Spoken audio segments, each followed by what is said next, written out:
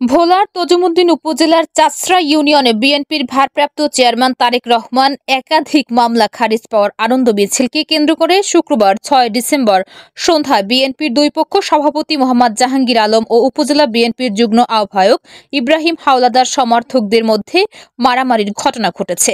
জানা গেছে, বিএনপির ভারপ্রাপ্ত চেয়ারম্যান তারেক রহমানের মামলা খারিজ পাওয়ায় ইব্রাহিম হাওলাদার সমর্থকরা ইউনিয়ন পরিষদের সামনের দলীয় কার্যালয়ে সভা করছিল।